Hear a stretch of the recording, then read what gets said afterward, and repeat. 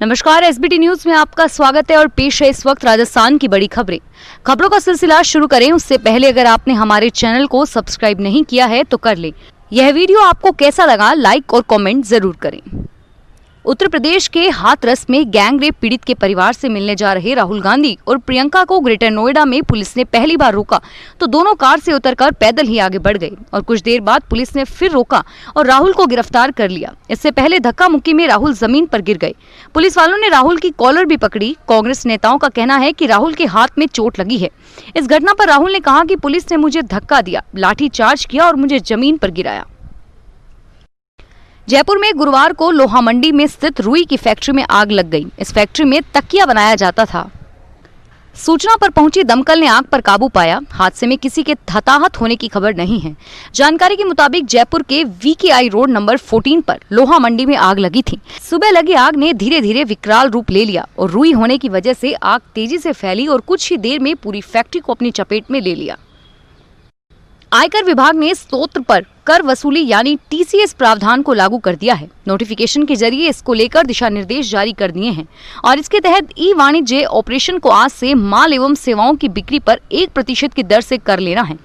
वित्त अधिनियम 2020 में आयकर कानून 1961 में एक नई धारा 194 OD जोड़ी गई है। सीएल यादव का कहना है कि इसके तहत ई कॉमर्स ऑपरेटर को यह अधिकार दिया गया है कि 1 अक्टूबर 2020 से उसके डिजिटल अथवा इलेक्ट्रॉनिक सुविधा अथवा प्लेटफॉर्म के जरिए होने वाले माल अथवा सेवा दोनों के कुल मूल्य पर 1% की दर से आयकर लेना होगा। प्रदेश की अशोक गहलोत सरकार विभिन्न विभागों में कार्यरत करीब 1.5 लाख संविदा कर्मचारियों को दिवाली से पहले नियमित करने का तोहफा दे सकती है। संविदा कर्मियों की समस्याओं के लिए गठित कैबिनेट सब कमेटी की आखिरी बैठक के बाद प्रदेश कांग्रेस अध्यक्ष गोविंद सिंह डोटासरा ने इसके संकेत दिए हैं। डोटासरा ने कहा कि सभी विभागों से आंकड़े जुटा लिए गए हैं। संविदा कर्मियों को नियमित करने का फॉर्मूला भी तैयार कर लिया है। मुख्यमंत्री अशोक गहलोत की रिपोर्ट सौंपी जाएगी और नियमित करने के मसले पर सुप्रीम कोर्ट की गाइडलाइन का भी पालन किया जाएगा। वन विभाग और रक्षा संस्थान की ओर से आज वन्यजीव सप्ताह का आगाज किया गया। इस अवसर पर लेसर नॉन स्पीशीज का स्लाइड मेकिंग कंपटीशन किया गया। कंपटीशन का उद्घाटन मुख्य वन संरक्षण अरविंदम तोमर ने नाहरगढ़ बायो पार्क में किया। रक्षा संस्थान के रोहित गंगवाल ने बताया कि इस कंपटीशन में 15 से 21 आयु वर्ग के विद्यार्थी भाग ले सकते हैं। भाग लेने वाले प्रतिभागी को 5 अक्टूबर तक अपनी स्लाइड्स बनानी होगी और इसमें उन्हें चयनित प्रजाति का डिस्क्रिप्शन, प्राकृतिक आवास, विशेषता, खतरा और इन प्रजातियों पर काम करने वाले संस्थानों की जानकारी देनी होगी। Jaipur association of resident doctor की ओर से कोरोना से मौत होने पर चिकित्सकों को शहीद का दर्जा दिए जाने की मांग की जा रही है। अध्यक्ष डॉक्टर अशोक बिश्नोई ने कहा कि एक और कोरोना से आम जन को सुरक्षित करते हुए चिकित्सक और चिकित्सा कर्मियों की मौत हो रही है, वहीं दूसरी ओर सरकार ऐसे चिकित्सकों के लिए कुछ नहीं कर रही। हाल ही में गर्भवती महिला चिकित्सक और कई चिकित्सक ड्यूटी करते हुए कोरोना को शिकार हुए और उनकी मौत हो गई। रेलवे की ओर से सिविल परीक्षा के लिए परीक्षार्थियों आमजन की सुविधा हेतु अलवर जयपुर, अलवर हनुमानगढ़, जयपुर हनुमानगढ़, श्रीगंगानगर जयपुर, श्रीगंगानगर जयपुर उदयपुर सिटी, जयपुर व Udaipur city, Jaipur Udaipur city special express rail सेवाओं का संचालन किया जा रहा है। यह जानकारी उत्तर पश्चिमी रेलवे के मुख्य जनसंपर्क अधिकारी सुनील बेलीवाल ने दी। राजस्थान में अब दुकानदार खुली मिठाइयों को ताजा बताकर ग्राहकों को मिठाई नहीं बेच सकेंगे। उन्हें अब उपभोक्ताओं को बताना होगा कि मिठाई कब बनाई गई और इसे कितने दिनों तक खाया जा सकता है और वह मिठाई कितने दिन बाद खाने लायक नहीं रहेगी। मिठाई विक्रेताओं को अब मिठाई की ट्रे के ऊपर उत्पादन में समाप्त होने की तिथि लिखनी होगी।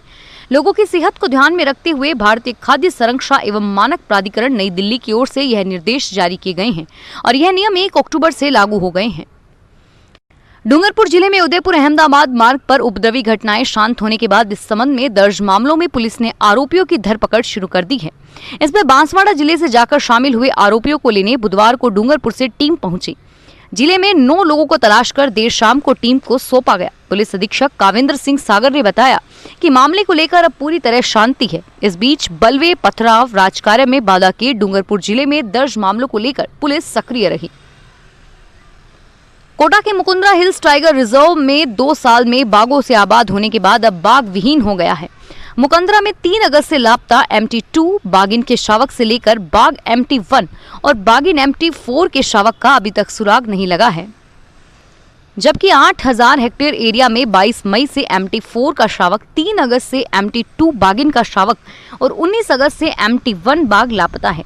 इतने दिन बीतने के बाद अभी तक किसी भी तरह से इनका सुराग नहीं लगा है, जबकि एनक्लोजर के एरिया में यह दोनों लापता है। दूसरी ओर बाहर एरिया में 22 मई को MT4 बाघिन के शावक का कैमरा ट्रैप होने में फोटो आने के बाद अभी तक सुराग नहीं लगा है।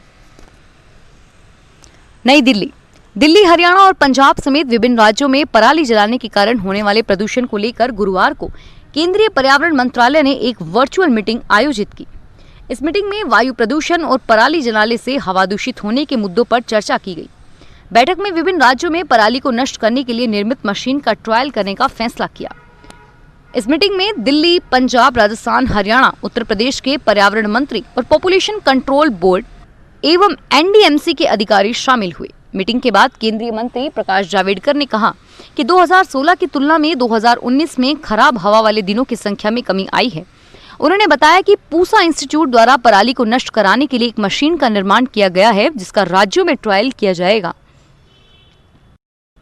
कृषि कानून के खिलाफ मुखर होकर आंदोलन छेड़ चुकी कांग्रेस 2 अक्टूबर को महात्मा गांधी और लाल बहादुर शास्त्री की जयंती के मौके पर कई बड़े आयोजन कर रही है।